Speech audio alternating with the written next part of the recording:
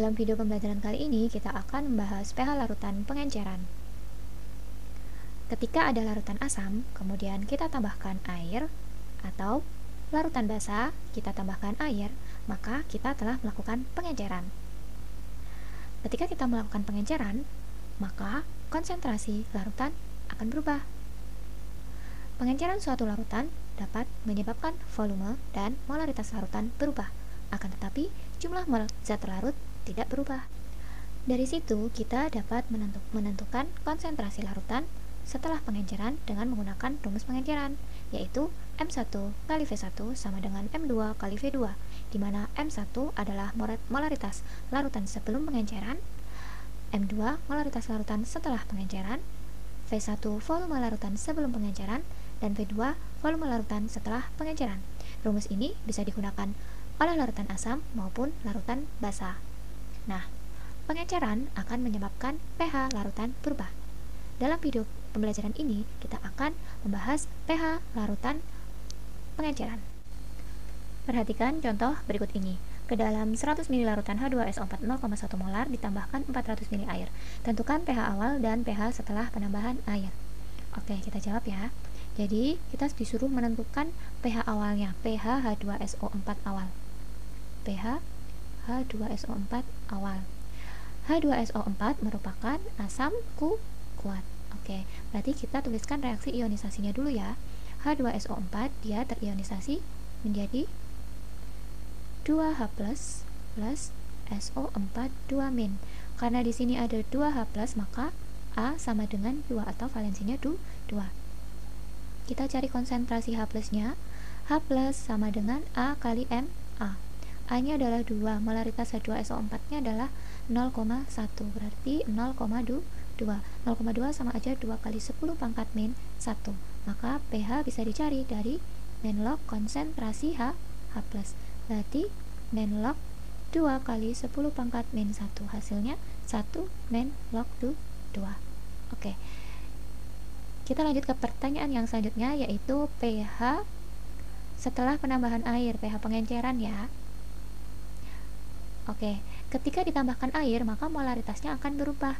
Molaritas awalnya atau M1-nya itu adalah 0,1 molar.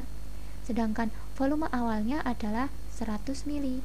Ternyata dia ditambahkan 400 ml air, berarti volume 2-nya berubah dari 100 ml ditambah 400 ml. Totalnya jadi 500 ml. Maka kita harus menentukan molaritas yang kedua dulu menggunakan rumus pengenceran.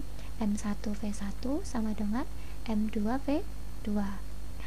Oke, berarti kita masukkan angkanya 0,1 kali V1 nya 100 ml sama dengan molaritas kedua yang kita cari, V2 nya 500 ml. Oke, berarti sama aja 0,1 kali 100 ml per 500 ml sama dengan M2. Ini ya, kita coret 1/5 ya, 1/5, berarti 0,1/5, berarti M2 hasilnya 0,1/5 itu 0,02 molar. Oke, molaritas kedua bisa kita cari. Selanjutnya kita mencari konsentrasi H plusnya, sama rumusnya A kali MA. A nya tadi 2, molaritas keduanya pakai molaritas setelah pengenceran ya, pakai M2 ini, berarti 2 kali 0,02, hasilnya 0,04 atau 4 kali 10 pangkat min 2. Maka kita bisa cari pH nya.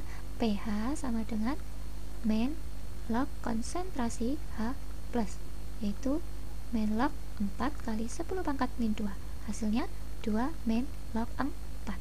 Oke, pH awalnya yaitu 1 min log 2, sedangkan pH setelah penambahan air atau pH pengenceran yaitu 2 min log 4. Dalam video pembelajaran ini, kita juga akan membahas pH larutan campuran asam atau campuran basa.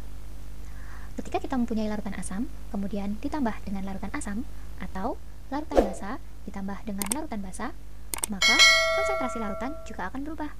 Konsentrasi larutannya bisa dicari dengan menggunakan rumus pencampuran, di mana M1 dikalikan V1 ditambah M2 kali V2 sama dengan M3 kali V3. Atau M3 di sini adalah molaritas campurannya ya, dan V3 di sini adalah volume campuran dari V1 ditambah V2. Nah, Lantas, kalau larutan asam yang berbeda jenis, maka kita bisa menggunakan rumus untuk mencari pH campuran asam atau basanya, gunakan rumus konsentrasi H+ campuran sama dengan konsentrasi H+ 1 dikalikan V1 ditambah konsentrasi H+ 2 dikalikan V2 per V1 ditambah V2. Untuk senyawa basa, kamu bisa menggunakan konsentrasi OH- campuran sama dengan konsentrasi OH-1 dikalikan V1 ditambah konsentrasi OH-2 dikalikan V2 dibagi volume campuran atau V1 ditambah V2. Perhatikan contoh berikut ini. Hitunglah pH campuran dari 100 ml larutan NH4OH 2,5 molar dengan harga Kp 10⁻⁵ dan 100 ml larutan NaOH 0,005 molar. Pada soal ini, NH4OH dicampur dengan larutan NaOH. Kedua senyawa ini berbeda ya. NH4OH dia merupakan basa lemah, sedangkan NaOH dia merupakan basa kuat. Maka nanti untuk menentukan konsentrasi OH- juga berbeda. Kita cari konsentrasi OH- dari basa lemahnya dulu ya, atau NH4OH-nya. Oke, konsentrasi OH- untuk basa lemah itu kan akar Kp dikalikan Mb.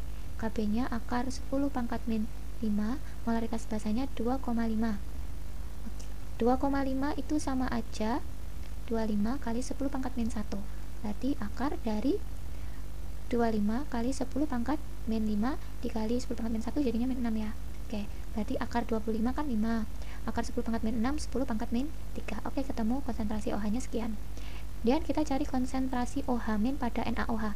NaOH itu kan dia kalau terurai karena dia basa kuat terionisasi menjadi Na+ dan OH-. Berarti karena OH-nya 1 maka B-nya sama dengan 1. Konsentrasi OH-nya yaitu B kali MB. B-nya 1, MB-nya 0,005 atau 5 kali 10⁻⁻3.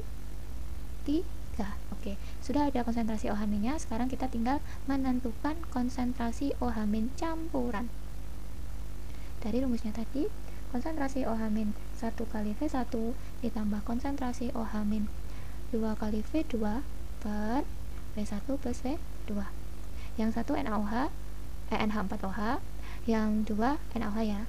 Oke, kita masukkan aja, berarti 5 kali 10⁻⁻3 kali volume awalnya 100 ml ditambah 5 kali 10⁻⁻3 sama kali 100 ml bagi 200 ml ya, totalnya 100 plus 100. Maka hasilnya yaitu 5 kali 10⁻⁻3 kali 100 kan sama aja 100 ini jadi min 1, 5 kali 10⁻⁻1 ya, atau 5 kali 10⁻⁻1 tambah 5 kali 10⁻⁻1 sama ya, per 200 sama aja. 5 kali 10⁻⁻1 kan 0,5.